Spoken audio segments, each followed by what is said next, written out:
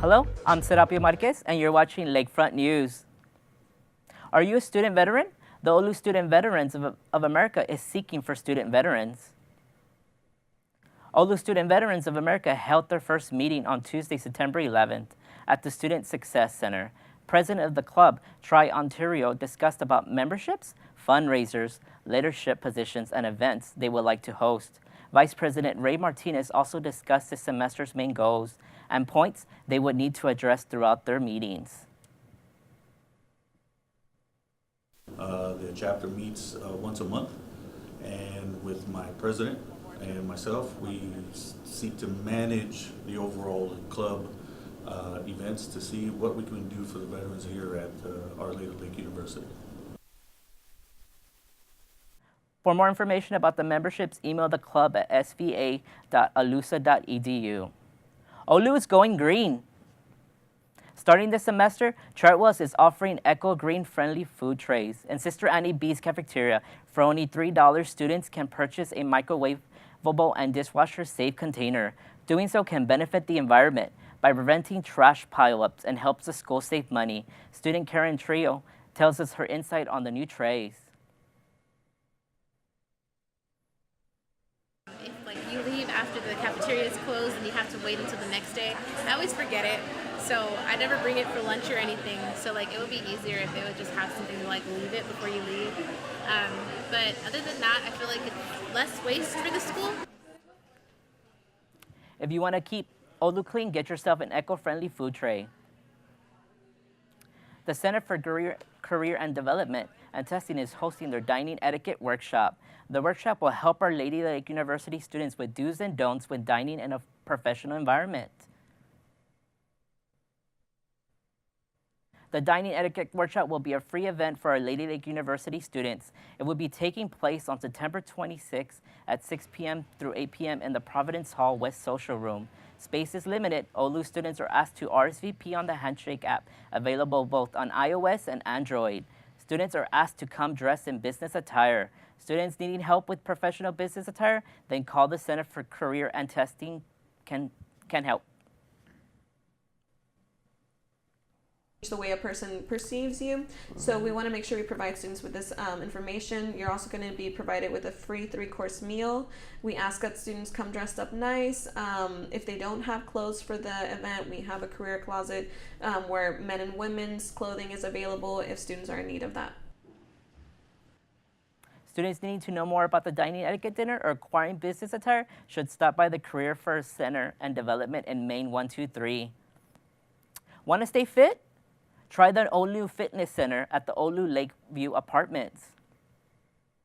Our Lady Lake University has just received a new fitness facility at the Lakeview Apartments. Resident Assistant Leah Tamayas said the fitness center is an additional workout and are equipped with cardio and weightlifting equipment. The room even offers a yoga space. You can work out from 8 a.m. to 12 p.m. midnight. Sophomore Caitlin Shami gives us her thoughts on this new addition.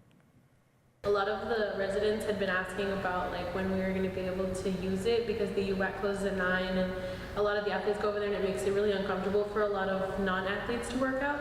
So I think this is going to be a safe place for students to be able to go. For more information about the fitness center, contact Residents Life through your portal or at the Pacelli lobby. Calling all freshmen, are you interested in having upperclassmen as your mentor? The LIFE program, located in the Student Leadership and Development Office, provides an excellent way for students to gain leadership skills, according to the program director, Hannah Larson. Says it's a great way for freshmen to work on their communication skills and to make friends with fellow classmates as well as upperclassmen along the way. We spoke to a student who joined the LIFE program a year ago and got her take on the experience. From experience, having a mentor gave me stability and it gave me a friend and free food. It was great. But it also, having that kind of gave me a lot of leadership skills that I can now put into my job because now I actually co-run the program and have a lot of job opportunities and scholarship opportunities. So, yeah. Applications for both freshmen and upperclassmen are available in room 25. Need a private place to breastfeed? Our Lake University has you covered.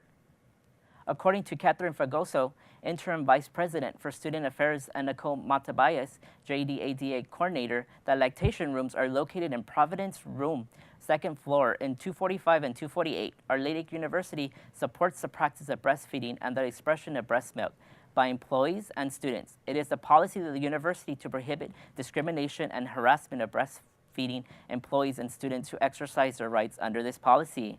Upon return to work or school after the birth of a child and for 1 year thereafter, breastfeeding employees and students shall be allowed reasonable time to express milk during work or school hours. Employees who wish to access lactation accommodations should first reach out to their supervisor. The Office of Human Resources and students should reach out to the Office for Services for Student with Disabilities to work out a break schedule or the student handbook. Have you ever wondered where you can recycle here at Lady of the Lake University? Head of Recycling Diana Segaro tells us there are 23 recycling locations all around campus, including the Walter Center, Casa Garitas, Warden, the library, Moy, Providence, and the main building. 2 recycling students work full-time picking up the bins from the locations and take them to either the recycling center behind St. Anne's building or the dumpster by the softball field. Trucks come on Tuesdays and Fridays to pick up the recyclables. Students Anna Boone explains her concerns on recycling. I see that the cafeteria is being greener in the sense that we have the reusable plastic containers now, which is great. It's definitely a big improvement, but it would be even bigger improvement if we had like a recycle option for the plastic water bottles and the other plastic containers. Recycling goes all year round here at OLU. Don't let rainy fun days rain on your parade and have some fun. With being in the middle of a hurricane season, our lake universities can expect more than rain in the future. Several students told us that they would like to read a book when it rains. Other students like to binge watch Netflix in the dorms. One student, Sanquiqua Cunningham, says that what she likes going to do on rainy days is be with her friends. Today I'm going to the movies. It's a rainy day, so we're gonna go. Today I'm going to the movies. It's a rainy day, so we're gonna go watch The Nun. Yeah, so it should be fun. Some students suggested to spend time with friends and relax from the stress of school and staying inside. Stay with us, and we'll have your sports news after the break.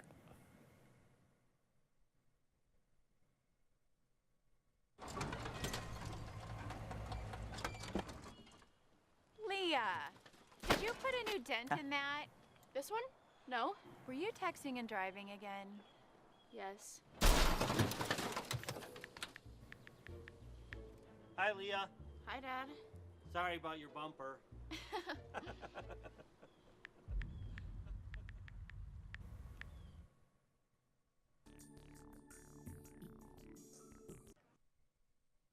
Now in sports, the women's cross country placed 3rd out of 5 teams in our Lake University Invitational.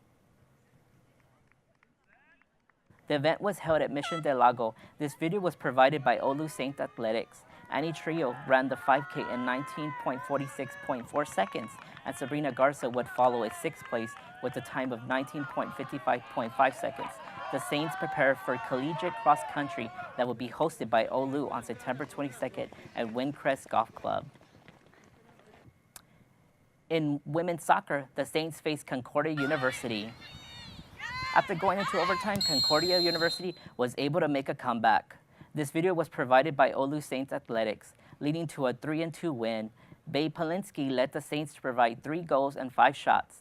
The women's soccer team will host Brookhaven College on September 13 for a scrimmage match.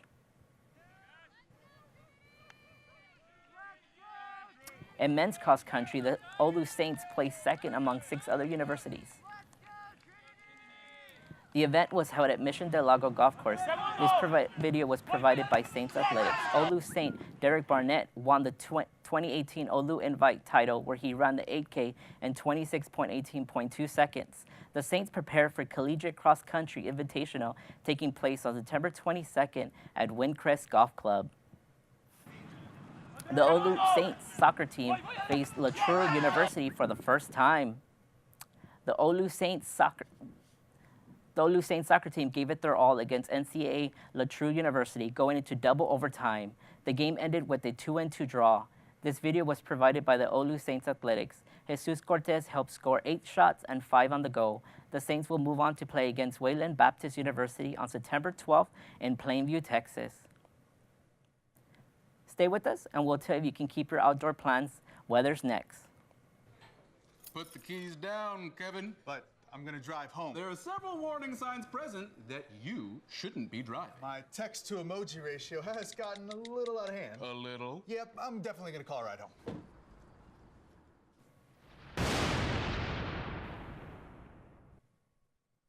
Welcome back. It's been a rainy week. Expect more rain this weekend with temperatures in the mid to high 80s. Stay with us to find out who the Sister of the Week is. Opioid dependence can happen after just 5 days. Know the truth, spread the truth. Now let's meet our Sister of the Week. This week we interviewed Sister Alma Rose Booney. Rose Booty. I'm a Sister of Divine Providence. I went to the CDP's all 12 years of school, and I just wanted to be like them. I didn't have any lofty thought at that time of serving God, of doing good, of all of these other things that I kind of learned later on. But it was like, I like what they do, I like them, so I want to be like them. As a young person, even in grade school, I spent a lot of time at the convent doing things for the sisters. Like we would help them make little posters for the first graders, second graders. We'd clean erasers, and this continued through high school. Of course, the task got a little bit more difficult as we got older. And it was a good environment. There's just something about it that kept saying to me, I want to do this, I want to do this. And I always wanted to be a teacher. Even as a small girl, I didn't play with dolls as home. I played with dolls as a school, as a teacher. And I came to the convent in 1956. And next year in June, I will celebrate 60 years as a professed Sister of Divine Providence. Well, I'm from Natchitoches, Louisiana. Have you seen the movie Steel Magnolias? That's where it was filmed. That's one of our claims to fame. I came my junior year for what was then called the SSCA, the Summer School of Catholic Action, led by Father Lord. This was ages ago. And saw the university, saw the convent, talked to the sisters, got measured for what we call the candidate's uniform. I didn't tell my parents that at the time, but knew that this is what I wanted to do. So the night I graduated from high school, I said, guess what? But they kind of knew that. I mean, they had kind of seen the sign, and I had talked about it. So I graduated in May and then came to the convent on September the 8th, 1956. Most of my religious life, I was in secondary education. I was a teacher, an assistant principal, and a principal. And then in 2003, I came back to San Antonio from St. Augustine's in Laredo and became the chief financial officer at McCullough Hall, which is our licensed nursing facility. And I worked there until December of 2017 and decided that I needed a change. This was a very stressful job, dealing with Medicare and Medicaid with all the changes and so on. And as I got a little bit older, I thought, no, let me do something else. I spent 18 years at Providence Catholic School in various positions during my religious life. So I asked the principal there, I said, do you think there's something I can do? And she said, well, of course.